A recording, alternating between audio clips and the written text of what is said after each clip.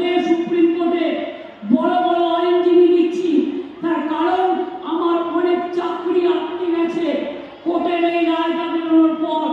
তার জন্য যতক্ষণ এটা ক্লিয়ার না হচ্ছে আমি চাকরিগুলো দিতে পারছি না। কারণ ওবিসি রিজার্ভেশনের মধ্যে দিয়ে আমি চাই যারা ওবিসি তারাও সুযোগ পাক, শিডিউল কাস্ট সুযোগ পাক, শিডিউল ট্রাইব সুযোগ পাক, জেনারেল কাস্ট সুযোগ পাক। মনে রাখবেন, আমি যখন 17% রিজার্ভেশন করেছি, জেনারেল কাস্টের লোকেরা হবে সবার জন্য রিজার্ভেশন আছে, আমাদের কি হবে? তাই আমি কিন্তু আপনাদের কোটা কাটিনি। আমি ওবিসি ছেলে মেয়েদের জন্য 17% এক্সট্রা টাকা দিয়ে এক্সট্রা সিটের ব্যবস্থা করেছি, যাতে আপনাদের কোটায় হাত না পড়ে, যাতে আপনারাও ভালোভাবে আপনাদের পড়াশোনা করতে পারেন। সবটাই করা হয়েছে, বাকি কিছু রাখা হয়নি। এখানে মনে রাখবেন, এই জেলায় প্রায় 1 লক্ষ পরিবারকে প্রথম কিস্তিতে 137 কোটি 29,20,000 টাকা পেয়ে গেছে বাংলার বাড়ির জন্য। এবং বাকিরা বলে দিয়েছি ডিসেম্বরে সেকেন্ড কিস্তি পাবেন। যারা প্রথম কিস্তি পেয়ে গেছেন বাড়িটা কাজটা শুরু করে কমপ্লিট করে ফেলুন টাকাটা, যেই কমপ্লিট করবেন পেয়ে যাবেন ডিসেম্বরে। আর 16 লক্ষ লোককে ডিসেম্বরে ফার্স্ট কিস্তি দেবো এবং আগামী জুন মাসে সেকেন্ড কিস্তি দেবো। তারপরেও যদি কেউ বাকি থাকে তারপরে তাদেরটা করা হবে। চিন্তা করবেন না, বিশ্বাস রাখুন, ভরসা রাখুন। আমি রাজনীতিতে ভোট চাইতে আসিনি আপনাদের কাছে, আমি আপনাদের সেবা করতে এসেছি। আমি আপনাদের পাহাড়গার, যতটা পারি মানুষের সেবা করার চেষ্টা করি। পরিযায়ী শ্রমিক অনেক আছে, আমরা ওয়েট টোটাল করেছি 28 লক্ষ। আগে বুঝতে পারতেন না তার বাড়ির লোকটা ভালো আছে কিনা, কোথায় আছে।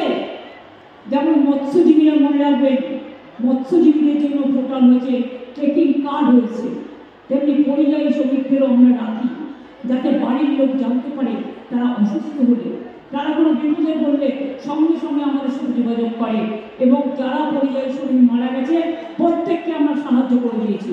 কৃষক বন্ধু যারা মারা গিয়েছে তার পরিবার, কৃষকদের তারা তাদের আমরা 2 লক্ষ টাকা করে সাহায্য দিই।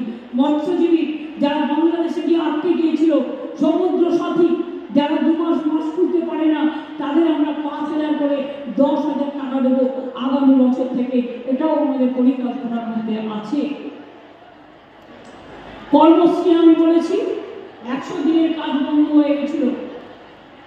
আমরা কেন্দ্র কিন্তু টাকা দেয়নি কাজ করিয়ে, কিন্তু আমরা তাদের টাকা দিয়েছি। 59 লক্ষ মানুষকে 2,700 কোটি টাকা দিয়েছি। সাথে সাথে কর্মশ্রী চালু করেছি, 100 দিনের কাজের বদলে কর্মশ্রী চালু করেছি।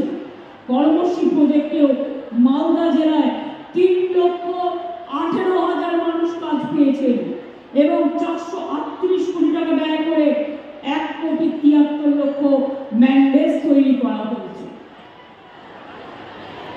আপনারা মনে রাখবেন, এই জেলাকে আমরা 2013 কোটি টাকারও বেশি দিয়ে 2,323 কিলোমিটারের বেশি রাস্তা তৈরি রিপেয়ার করেছি।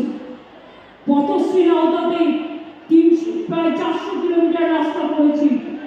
নতুন ব্রিজ হয়েছে 29টি। এছাড়াও ভুলা নদী নাকাট্টি সেতু,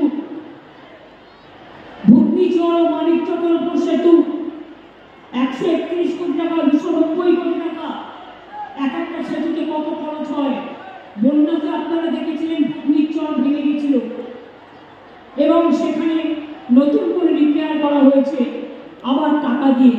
সাবিত্রীকে ধন্যবাদ, রৌফ সাহেবকে ধন্যবাদ, তারা বারবার তার মধ্যে ধন্যবাদ এই কথাগুলো এবং ডিএমএসপি নিজে আমাদের কাছে নিয়ে এসেছিলেন। আপনারা জানেন মালদা মেডিকেল কলেজ থেকে শুরু করে এখানে 489টি সুস্বাস্থ্য কেন্দ্র ব্লকে তৈরি করা হয়েছে। আরও হবে আগামী বছর।